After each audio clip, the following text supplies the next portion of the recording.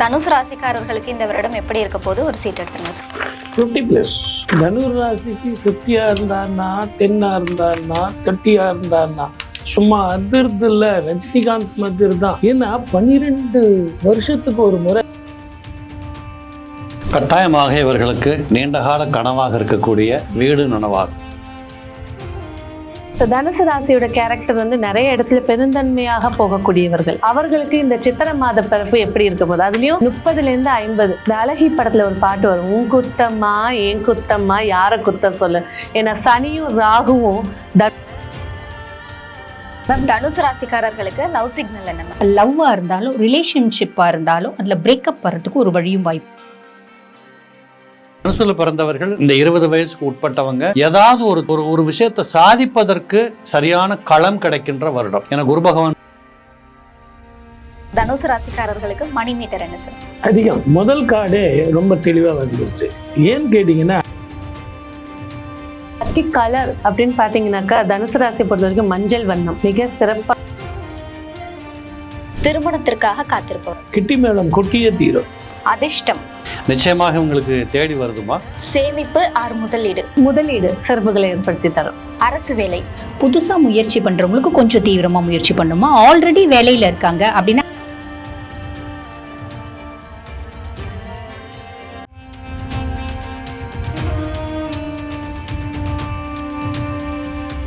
You Tamil நேயர்களுக்கு வணக்கம். 2026 April 14ஆம் தேதி தமிழ் புத்தாண்டு பிறக்க இருக்கு. ஸோ விசுவாவசு ஆண்டு முடிஞ்சு பராபவ வருடம் பிறக்க இருக்கு.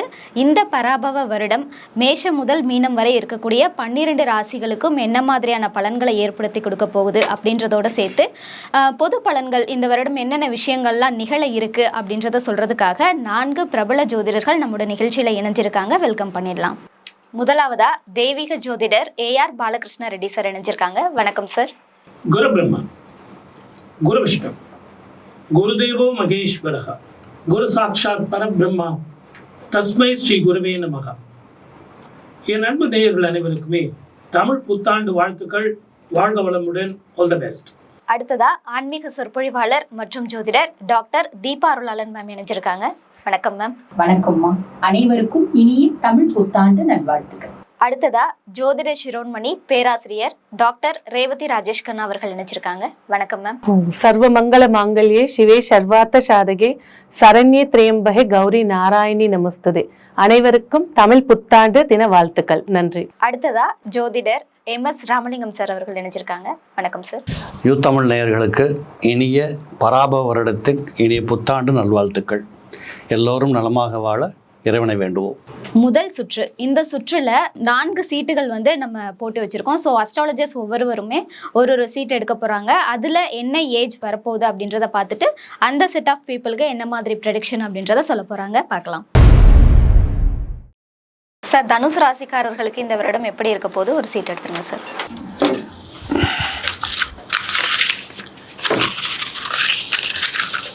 அதாவது 20 வயதுக்கு உட்பட்டவர்கள் தனுசு ராசிக்காரங்களுக்கு பொதுவாகவே என்ன பண்ணுறோம் என்ன யோசிக்கிறோம் அப்படிங்கிறதுக்கு தொடர்பற்ற மனநிலை கொஞ்சம் அப்பப்போ வந்துடும். ரொம்ப கொஞ்சம் சூடு சொரண ரோசமானத்தில் ஜாஸ்தியாக இருப்பாங்க. இந்த வயசு பசங்களுக்கு சொல்லவா வேணும், பொதுவாகவே எல்லாத்துக்கும் வருது, அவங்களுக்கு வருதுன்னு வச்சுக்கோங்களேன். ஆக இந்த தனுசுல பிறந்தவர்கள் இந்த 20 வயசுக்கு உட்பட்டவங்க ஏதாவது ஒரு விஷயத்தை சாதிப்பதற்கு சரியான களம் கிடைக்கின்ற வருடம். என குரு பகவான் உச்சம் பெறுகிறார். லக்னாதிபதியோ அல்லது ராசிநாதனோ உச்சம் பெறுவது என்பது ஜாதகத்திற்கு பெரிய வலிமை. அந்த அடிப்படையில் இவர்களுக்கு கொஞ்சம் புத்திசாலித்தனம், எதையுமே திட்டமிட்டு செயலாற்றுறது, இப்படிப்பட்ட வலிமையான ஒரு எண்ணங்கள் இவங்களுக்கு வரப்போகுது. என்ன ஒன்று, 4ஆம் இடத்துல சனி இருந்து உங்கள் ராசியை பார்த்துக்கிட்டே இருக்கிறார். சோம்பேறித்தனம் வரும், கோபங்கள் வரும், டென்ஷன் வரும், டீச்சரை பகைச்சிக்கிறது, நண்பர்களை பகைச்சிக்கிறது, வீட்டுக்குள்ளே தடாபுடா வேலை பண்ணுறது, இதெல்லாம் நிறைய இந்த பிள்ளைங்க பண்ணும். சார் அந்த வயசுக்கு தகுந்த மாதிரி குழந்தை பண்ணுதுன்னு பெற்றவர்கள் அதை புரிந்து கொண்டு அனுசரித்து கொண்டுட்டு போனாங்கன்னா அந்த பசங்களை அடுத்த கட்டத்துக்கு நகர்த்த முடியும். அல்லது இவர்கள் வீட்டை விட்டு போய் படிக்கிறது, ஹாஸ்டலில் படிக்கிறது, வெளி மாநிலங்களுக்கு போகிறது, ஒரு காலத்தில் அத்தை வீட்டில் மாமா வீட்டில் பாட்டி வீட்டில் போய் குழந்தைங்க படிக்கும், அப்படிப்பட்ட வாய்ப்புகள் இருந்தால் போய் படிக்கிறது, இதெல்லாம் இவர்களுக்கு சிறப்பை கொடுக்கும். என்னை பொறுத்தளவு இந்த 20 வயதுக்கு உட்பட்ட தனுசு ராசிக்காரங்களுக்கு இந்த வருஷம் புத்திசாலித்தனத்தை வளர்த்து கொள்வதற்கான கிரக சஞ்சாரங்கள் சிறப்பாக இருக்குது. நிச்சயமாக இவங்க வெளியில் வருவாங்க. Okay sir. மேம் நீங்கள் ஒரு சீட் எடுத்துருங்க மேம்.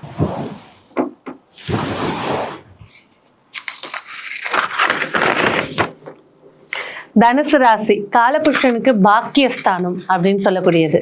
இந்த தனுசு ராசியோட கேரக்டர் வந்து நிறைய இடத்துல பெருந்தன்மையாக போகக்கூடியவர்கள். அவர்களுக்கு இந்த சித்திரை மாத பிறப்பு எப்படி இருக்க போகுது, அதுலேயும் 30லேருந்து 50.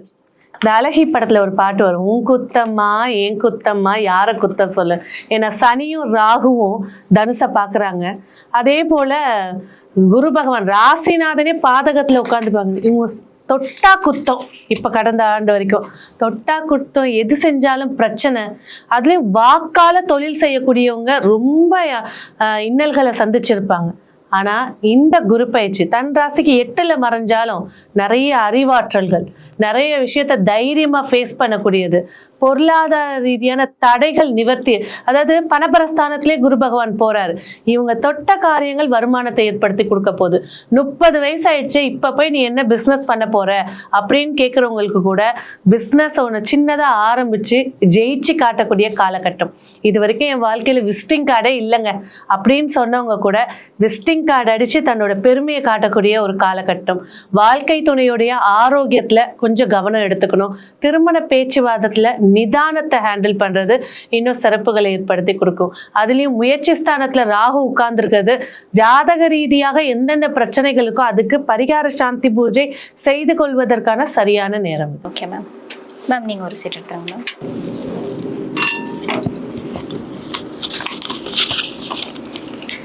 தனுசு 20 to 30.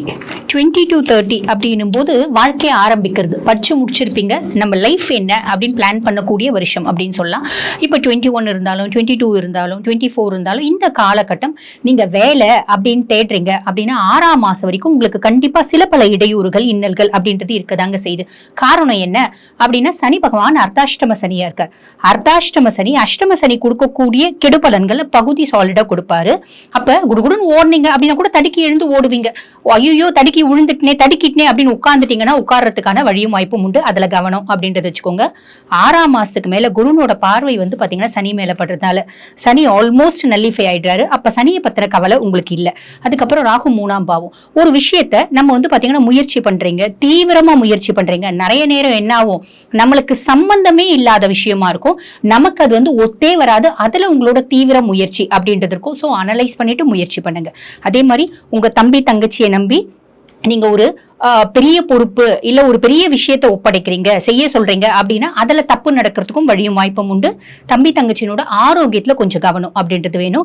நிறைய பிள்ளைங்க வெளிநாடு போறதுக்கான வழியும் வாய்ப்பும் உண்டு. இதெல்லாம் பிளஸ் அசட்டு தைரியம் அப்படின்றது வேணாம். தேவையில்லாத விஷயத்துல நெகட்டிவ் ஆஸ்பெக்ட்ல முயற்சி அப்படின்றது வேணாம். ஏன்னா உங்களோட ராசியாதிபனே குரு பகவான் தான். Always sincerity, honesty, dedication, I know better then you அப்படின்ற எண்ணம் வந்து மேலோங்கக்கூடிய ராசி அப்படின்றதுனால எப்பயுமே வந்து பாத்தீங்கன்னா நேர்வழி அப்படின்றது பிளான் பண்ணிக்கோங்க. அதுக்கப்புறம் கேது 9ஆம் பாவம். அப்பாக்கும் உங்களுக்கும் ஒரு இடைவெளி அப்படின்றது இருக்கும். வெளிநாட்டுல போய் ஹையர் எஜுகேஷன் படிக்கிறதுக்கான பிராப்தம் உண்டு. அப்பாவுக்கு உடல் சார்ந்த உபாதைகள் வர்றதுக்கான வாய்ப்பு உண்டு. இதுல கொஞ்சம் கவனம் அப்படின்றத வச்சுக்கோங்க. அதே மாதிரி பாருங்க, குரு பகவான் 8ல் போய் மறைகிறார். ராசி அதிபன் அஷ்டமஸ்தானத்துக்கு போயிட்டாரே, தப்பு ஏதாவது வந்துருமா, பெருசா யோசிக்க வேண்டியதில்லை. உச்சம் பெற்று அமர்றாரு. இருந்தாலும் சில விஷயத்துல கவனம் அப்படின்றது வேணும். ஒண்ணு ஆரோக்கியம் சார்ந்த கவனம் அப்படின்றது வேணும். சேர்க்கையில கவனம் அப்படின்றது வச்சுக்கோங்க. அதே மாதிரி ஹிடன் ரிலேஷன்ஷிப்ஸ், ஹிடன் சீக்ரசிஸ் அப்படி ஏதாவது இருக்கு அப்படின்னா அதை வந்து பாத்தீங்கன்னா நீங்களே மறைவாவே வச்சுக்க ட்ரை பண்ணுங்க. வெளியே வந்து காமிச்சு கொடுக்காத மாதிரி ஒரு நல்ல உறவு முறை அப்படின்றது மெயின்டைன் பண்ணிக்கோங்க. இந்த மாதிரி சின்ன சின்ன விஷயத்துல கவனமா இருக்கீங்க அப்படின்னா இந்த காலகட்டம் எக்ஸலண்டா இருக்கும். வாழ்த்துக்கள். நீங்க எடுத்துருங்க சார்.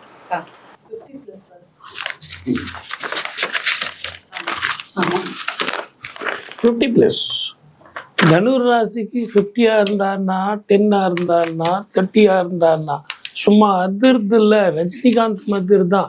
ஏன்னா 12 வருஷத்துக்கு ஒரு முறை தன்னுடைய வீட்டை தானே பார்க்க போறார். 6 மாசம்தான் பார்க்குறாரு. ஆனால் மறுபடியும் அவர் உச்சம் பெறுகிறார். உச்சம் பெற்ற பார்வை இல்லையே சார், கவலைப்படாதீங்க. குடும்பம், வாக்கு, தனம் என்று சொல்லக்கூடிய 2ஆம் வீட்டை பார்க்க போகிறார். ஆக மொத்தம் நல்லா இருக்கும். தாயினுடைய உடல் ஆரோக்கியத்துல கவனம் வேணும்.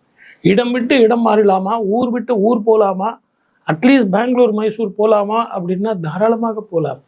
கடன் வாங்கி வீடு வாங்கலாமா? தனுர் ராசி நேயர்களுக்கு ஒண்ணே ஒன்று தான், சிறப்பான சிந்திக்கக்கூடியவர்கள் நல்ல பிளான் பண்ணுவாங்க. அந்த 4ஆம் இடத்துல இருக்கிற சனியோட சேர்ந்து செவ்வாய் பயணத்தில் மிக கவனமாக இருக்கணும். நான் கூட பணம் வரும், பட்டம் வரும், பதவி வரும் அப்படின்னா அந்த பணத்தை எடுத்து நீங்கள் பொட்டியில் வைங்கன்னு நான் சொல்ல வேண்டிய அவசியமே கிடையாது. ஆனால் உறவில் கவனமாக இருக்கணும், ஆரோக்கியத்தில் கவனமாக இருக்கணுங்கிறது தான் ரொம்ப ரொம்ப முக்கியம். தாய்க்கு மருத்துவ செலவு அதிகமாக இருக்கும். அதே நேரத்தில் அவங்களுக்கு கை வைத்தியம் பண்ணுறேன் சார்னு சொல்லிட்டு இன்னும் நீங்கள் செலவு ஜாஸ்தி வச்சுக்காதீங்க. குடும்பம் வாக்கு தனஸ்தானத்தில் 2ஆம் வீட்டில் ராகு வந்து சேர போகிறார். வேற்றுமொழி இனத்தவர்களால் லாபம் வரும், அவங்களால தான் பிரச்சனை வரும். ஆகவே வார்த்தையில் கவனம் வேண்டும். சூடு அதிகமாக இருக்கக்கூடாது. நான் நேர்மையாக இருக்கேன், நான் கரெக்டாக இருக்கேன், பங்க்சுவலாக இருக்கேன், நீங்களும் அப்படியே தான் இருக்கணும்னு கொஞ்சம் நீங்கள் விட்டு கொடுத்து போனீங்கன்னா இந்த ஆண்டு சிறப்பாக இருக்கும். வாழ்க வளமுடன். All the best. சுற்று 2 ட்ரீம் கார்ட் ரவுண்ட். ஸோ இந்த ரவுண்டில் ஒவ்வொரு ராசிக்காரர்களுக்கும் என்ன மாதிரியான பலன்கள் இந்த வருடம் கிடைக்க போகுது அப்படின்றத கார்ட்ஸ் மூலிமா நம்மளுடைய ஜோதிடர்கள் விளக்க இருக்காங்க, பார்க்கலாம். மேம், தனுசு ராசிக்காரர்களுக்கு லவ் சிக்னல் என்ன மேம்? அம்மா, தனுசு ராசியை பொறுத்த வரைக்கும் வந்து பார்த்தீங்கன்னா லவ்வாக இருந்தாலும் ரிலேஷன்ஷிப்பாக இருந்தாலும் அதில் பிரேக்கப் வர்றதுக்கு ஒரு வழியும் வாய்ப்பும் உண்டுமா. அந்த பிரேக்கப்பும் நல்லது அப்படின்னு தான் எடுத்துக்கணும். சார், தனுசு ராசிக்காரர்களுக்கு மணி மீட்டர் என்ன சார்? அதிகம். முதல் கார்டே ரொம்ப தெளிவாக வந்துருச்சு. ஏன்னு கேட்டிங்கன்னா ரொம்ப அற்புதமாக வருமானம் வரப்போகுது. நான் ஏற்கனவே சொன்னேன்ல, வருமானம் வரப்போகுது, இடமாற்றம் வரப்போகுது.